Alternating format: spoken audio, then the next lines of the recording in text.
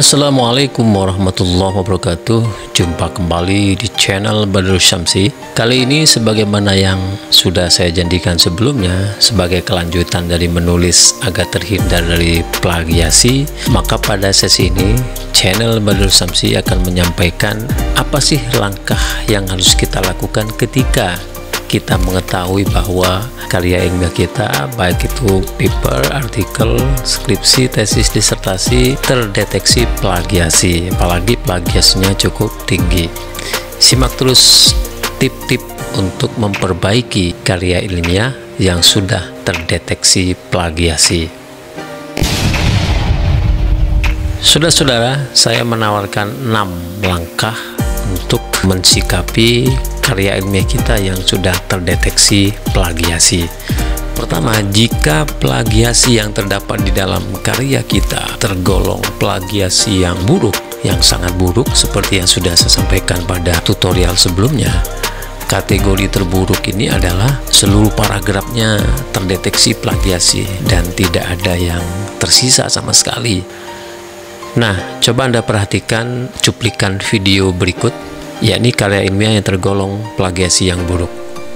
Nah, ini adalah contoh proposal yang memiliki kategori plagiasi sangat tinggi. Coba Anda lihat, plagiasinya mencapai 91%. Dan kalau kita lihat, banyak sekali dia mengambil di sumber-sumber online.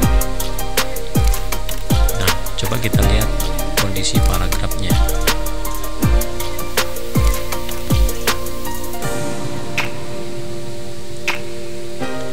Kalau Anda lihat kondisi paragrafnya seperti ini, hampir semua paragrafnya terblok.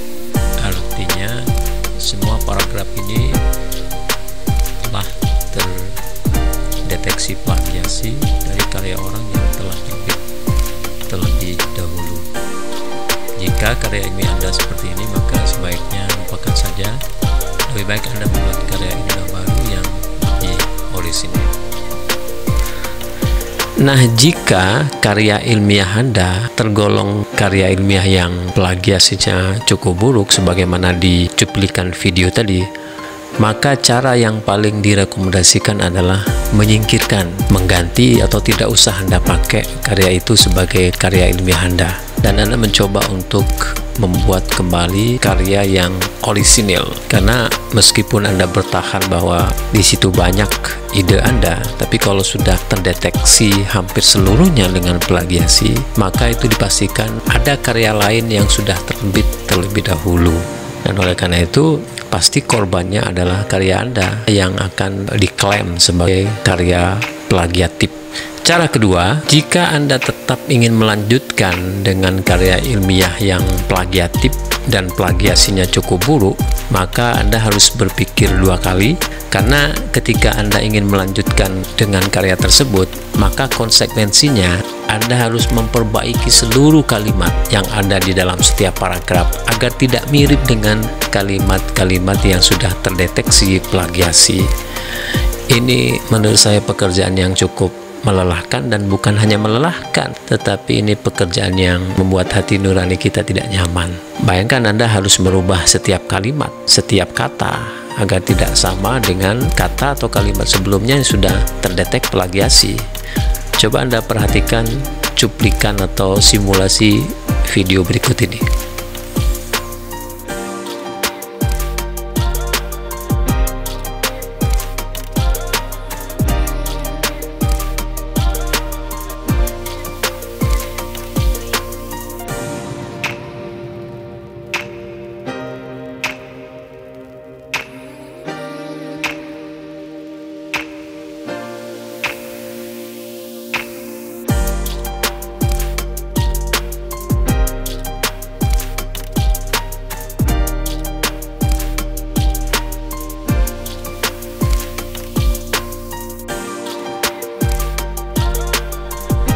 Nah, setelah itu jangan lupa di save.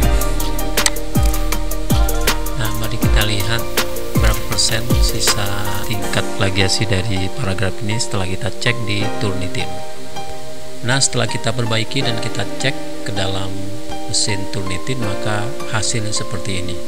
bersih, tidak ada lagi kalimat atau baris yang terblok, terplagiasi, atau kalimat yang mirip dengan karya orang lain. Dari yang sebelumnya seperti ini, full menjadi seperti ini. Tetapi Anda harus berpikir ulang kalau Anda mau menggunakan cara seperti ini, karena hampir seluruh paragrafnya seperti ini. Nah, Anda harus siap untuk membuang waktu yang banyak demi untuk memperbaiki atau memodif kalimat-kalimat seperti ini. Sudah jelas-jelas ini bukan karya Anda, ini merupakan artikel atau tulisan orang lain yang kemudian Anda perbaiki. Jadi cara seperti ini sekali lagi tidak direkomendasikan, dan itu bisa membunuh kreativitas Anda. Tetap saja secara substansial Anda adalah seorang plagiator. Nah, melalui video tadi Anda bisa bayangkan betapa lelahnya Anda. Setiap kalimat, setiap paragraf Anda harus modifikasi sehingga itu akan makan waktu. Dan tidak sampai di situ. Ketika Anda sudah selesai memodifikasi, Anda tetap punya kewajiban, yaitu kejujuran ilmiah. Anda harus tetap sampaikan di mana Anda merujuk kalimat-kalimat atau paragraf-paragraf yang sudah Anda buat berdasarkan modifikasi tadi. Tentu ini tidak mengenakan. Kalau saya jadi Anda, saya tidak mau seperti itu. Ini bertentangan dengan nurani, kita tidak enak. Pekerjaan kita seharusnya menyampaikan ide dan gagasan kita. Kok saat ini hanya memoles, memodifikasi kalimat, paragraf punya orang? Aduh, ini menurut saya pekerjaan yang sangat tidak nyaman, tidak elegan, dan ya mungkin masuk kategori tidak etis ya. Jadi sekali lagi, cara yang paling direkomendasikan untuk karya plagiatif atau karya dengan plagiasi yang cukup tinggi, lupakan saja, singkirkan dan buat karya yang orisinil. Cara ketiga adalah tingkatkan kreativitas kita di dalam menangkap ide, gagasan dari sebuah teks atau paragraf yang akan kita rujuk. Untuk memudahkan ini, mari kita simak cuplikan video berikut. Nah, sebagai contoh, saya baru saja mendownload sebuah buku online. Buku ini berbicara tentang manajemen pendidikan. Mari kita lihat bagaimana sih kita menangkap ide dan gagasan dari sebuah naskah yang terdapat di dalam paragraf. Ini ada bab 4 tentang manajemen berbasis sekolah atau MBS. Poin A, konsep manajemen berbasis sekolah. Sang penulis menyampaikan terlebih dahulu tentang manajemen berbasis sekolah, hingga kalau Anda terus membacanya, dia akan terus sampai kepada pengertian dan seterusnya. Cara yang terbaik bagi kita adalah menemukan ide tentang apa sih sebetulnya manajemen berbasis sekolah. Jika Anda ingin mencari definisi manajemen berbasis sekolah, jadi bukan kemudian Anda pindahkan semua, mulai dari halaman ini Anda pindahkan ke dalam artikel Anda, bukan seperti itu. Tapi ketika Anda hanya ingin mengetahui pengertian manajemen berbasis sekolah, maka Anda harus membacanya dan sampai kepada kalimat yang menurut Anda yang itulah ide utamanya. Setelah kita lihat, ternyata ada satu paragraf yang representatif, bisa mewakili apa itu pengertian manajemen berbasis sekolah. Di sini kita temukan kalimat seperti ini. Manajemen peningkatan mutu berbasis sekolah dapat diartikan sebagai model manajemen yang memberikan otonomi besar kepada sekolah. Satu. Kemudian berikutnya yang terpenting adalah langsung ke akhir kalimat ini. 2. Jadi kalau digabungkan, maka menurut penulis ini, maka manajemen peningkatan mutu berbasis sekolah adalah model manajemen yang memberikan otonomi besar kepada sekolah untuk meningkatkan mutu sekolah berdasarkan kebijakan pendidikan nasional Jadi hanya 3 baris yang bisa Anda kutip dari ini, dari paragraf ini, dan bukan semuanya Anda pindahkan ke dalam artikel Anda. Dan di akhir kutipan Anda harus mencantumkan kutipan terhadap buku ini. Itu satu contoh. Saya akan berikan contoh kedua, misalnya tentang kepemimpinan pendidikan. Di sini penulis sudah memberikan contoh poin A, pengertian pemimpin dan kepemimpinan. Di sini dijelaskan dan juga ada pendapat-pendapat dari beberapa pakar dan seterusnya, banyak sekali. Nah, jika Anda ingin mengutip pendapat penulis buku ini, maka Anda harus mencari paragraf yang mewakili, yang berbicara tentang pengertian pemimpin dan kepemimpinan. Setelah itu Anda pilih paragraf tersebut, dan dari paragraf tersebut Anda pilih adakah kalimat yang mewakili paragraf tersebut. Sebagai contoh misalnya, ternyata pada paragraf ini potensial berbicara tentang kepemimpinan. Dan setelah kita baca, ternyata inti dari definisi itu terdapat di akhir paragraf. Jadi Anda bisa lihat potongan akhir paragraf ini. Di sini disebutkan berdasarkan pandangan-pandangan tersebut, maka dapat disimpulkan bahwa kepemimpinan dan seterusnya. Oleh karena itu Anda bisa mengutipnya dari bagian ini. Jadi menurut penulis ini Anda sebutkan, menurut bla bla bla bla, kepemimpinan adalah kemampuan seseorang untuk meyakinkan orang lain atau sekelompok orang agar mau mengikuti dan bekerjasama dalam mencapai tujuan. Nah, jadi sudah cukup jauh perasaan terhadap paragraf ini daripada Anda mengkopasnya kemudian Anda pindah ke dalam artikel atau karya ilmiah Anda. Itu sangat tidak etis.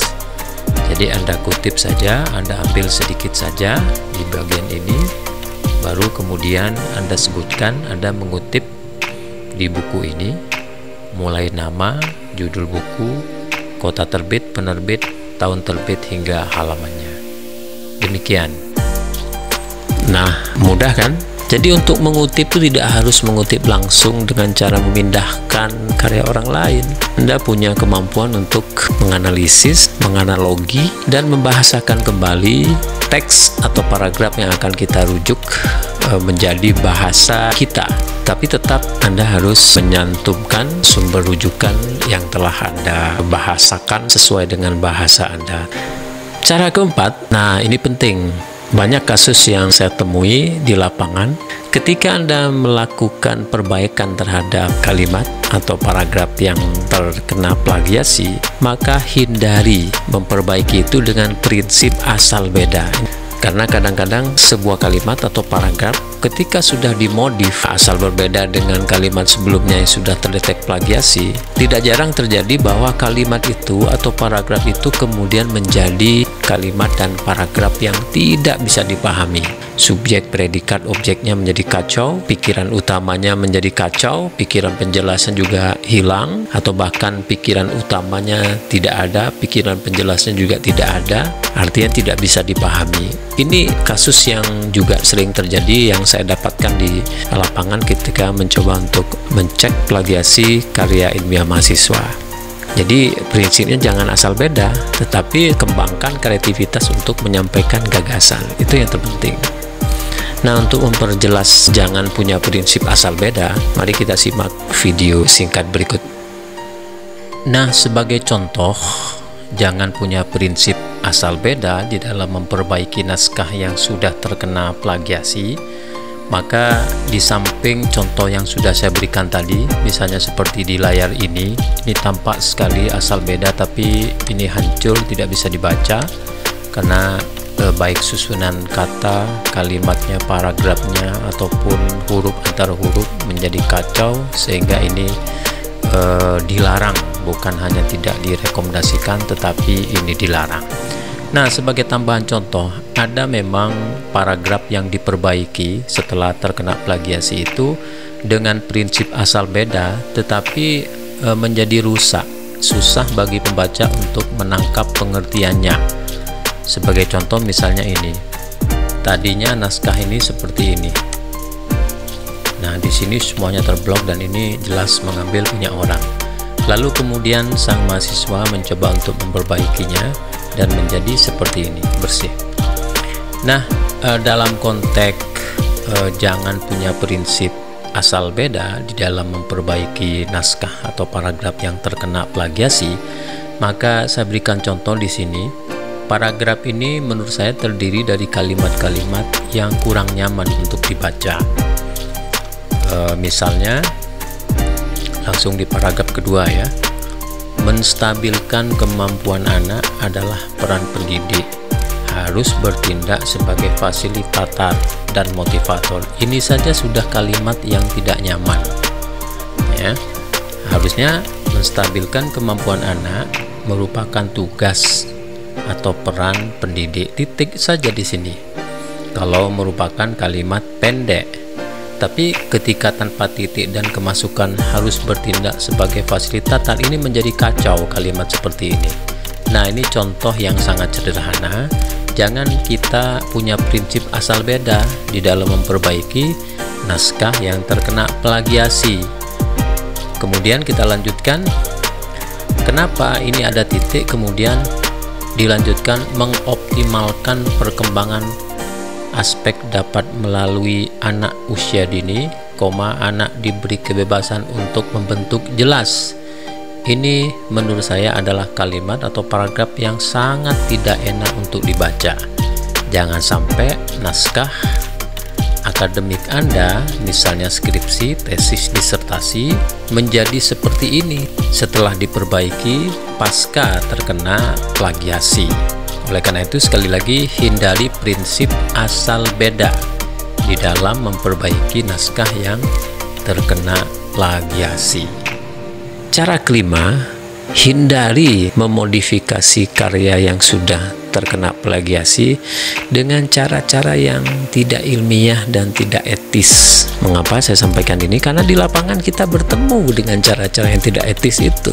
Anda bayangkan misalnya, saya pernah menemukan sebuah tesis, di dalam setiap kalimat itu ditambah kode-kode tertentu. Apakah kode bintang, kadang ada kode pagar, kadang ada kode titik koma, kadang ada yang lebih unik lagi, setiap kalimat ditambahkan huruf tertentu, apakah huruf A atau huruf I dan sebagainya. Memang tidak terdetek plagiasi seperti itu karena sudah dipecah oleh huruf-huruf tadi, kemasukan huruf-huruf tadi ya. Tetapi apa jadinya kalau karya ininya seperti itu? Ketika pembimbing atau penguji Anda membaca, luar biasa. Bukan hanya memalukan, tapi Anda akan benar-benar menjadi sasaran kritikan yang sangat tajam, bahkan menjadi penyebab bagi ketidaklulusan Anda. Anda bayangkan setiap kalimat ada huruf-huruf tertentu, kalimatnya tidak bisa terbaca secara baik, secara grammar juga hancur. Nah, untuk mempermudah pemahaman Anda tentang kasus seperti ini, mari kita simak video singkat berikut. Nah, sebagai contoh, berikut saya hadirkan proposal yang sudah diperbaiki dan tidak terdetek plagiasi lagi, akan tetapi dia menggunakan cara-cara yang kurang etis dengan menambahkan kode ataupun huruf-huruf tertentu pada kalimatnya. Anda perhatikan misalnya, asalnya proposal ini adalah seperti ini. Jadi semua paragrafnya, semua kalimat di dalam paragraf itu terblok merah, artinya ini adalah paragraf atau kalimat yang plagiatif. Tetapi ketika sang mahasiswa mencoba memperbaikinya, maka hasilnya menjadi seperti ini. Anda perhatikan, ini bersih, tidak ada blok lagi, tidak ada plagiasi di sini. Tetapi kalau Anda teliti secara seksama, hampir di setiap kata ini ditambahkan huruf tertentu. Misalnya kata poligami ditambah huruf A, jadi A-nya double. Kata bukan ditambahkan U, sehingga U-nya double. Sesuatu juga seperti itu, ditambahkan huruf E, menjadi double huruf E-nya di sini. hampir semua kata ditambahkan huruf-huruf tertentu, sehingga ini tidak terlacak lagi oleh mesin pelacak plagiasi seperti Turnitin. Kalau diperhatikan di paragraf kedua juga seperti itu, dia menambahkan kode bintang sehingga kata ini yang tadinya terblok seperti ini menjadi tidak terblok karena sudah diberikan kode bintang. Dia juga melakukan hal yang sama seperti sebelumnya, menambahkan huruf tertentu seperti huruf N sehingga huruf N-nya double. Kata H ditambahnya satu sehingga double. Bangsa juga seperti itu. Di kata Arab ditambahkan tanda kutip satu seperti ini. Nah, saudara-saudara, ini yang saya maksudkan cara-cara yang tidak etis untuk memperbaiki paragraf atau kalimat yang sudah terkena plagiasi. Saya harap Anda tidak seperti itu. Baik, sebagai tambahan, saya akan tunjukkan kepada Anda contoh cara yang sangat tidak etis untuk memperbaiki karya sudah terkena plagiasi. Perhatikan misalnya karya ilmiah berikut. Nah, kalau Anda perhatikan misalnya, ini paragraf yang sangat rusak karena sang penulis bermaksud agar mesin Turnitin tidak bisa melacaknya. Anda perhatikan di sini semuanya digabung ya. Ini digabung, tidak bisa dibaca lagi. Kalimatnya seperti ini tidak beraturan, spasinya juga, margin juga menjadi kacau di sini, dan semuanya menjadi seperti ini. Ini sama sekali tidak lagi bisa dipahami. Nah, saya terhadap mahasiswa saya, jika ada kasus seperti ini, sebelum dicek Turnitin, terlebih dahulu saya tolak naskah seperti ini sebelum diperbaiki lebih dulu. Jadi naskah yang akan dimasukkan ke Turnitin untuk dicek itu harus naskah yang sempurna, tidak seperti ini susunannya.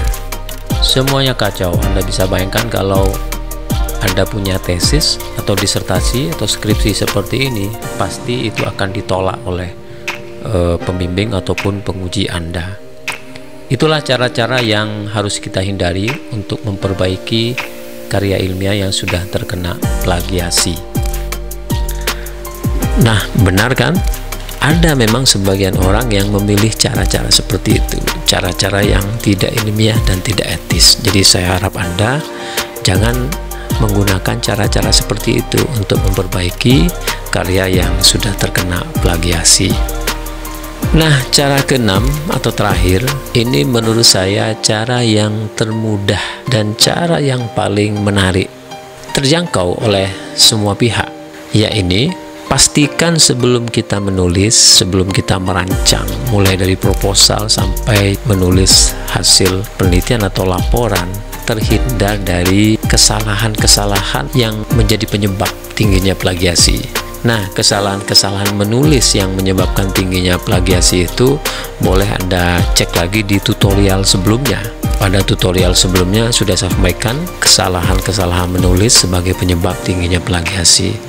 Nah, saudara-saudara, sekali lagi, menghindari kesalahan-kesalahan menulis yang bisa menyebabkan tingginya plagiasi itu jauh lebih mudah daripada setelah kita menulis, kemudian kita cek ke mesin pengecek plagiasi, semisal Turnitin dan sebagainya, ternyata plagiasinya cukup tinggi. Berat kalau sudah seperti itu. Jadi lebih baik dari awal ketika mulai menulis, pahami betul kesalahan-kesalahan menulis yang bisa menyebabkan tingginya plagiasi.